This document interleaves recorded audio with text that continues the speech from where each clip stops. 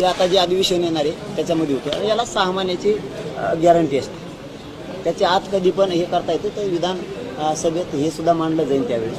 आता याची अंमलबजावणी सुद्धा मला वाटतं उद्यापासूनच व्हायला हरकत नसणार आहे. उद्यापासूनच याची या सगळ्या सोयऱ्यांची कारवाई सुरू होणार आहे. तर अशा स्वरूपाचं सगळं झालं तर 15 दिवसाची मुदत असते. हां ठीक आहे काही हरकत नाही. हां प्रसिद्ध झालं ना, प्रसिद्ध झालं आहे.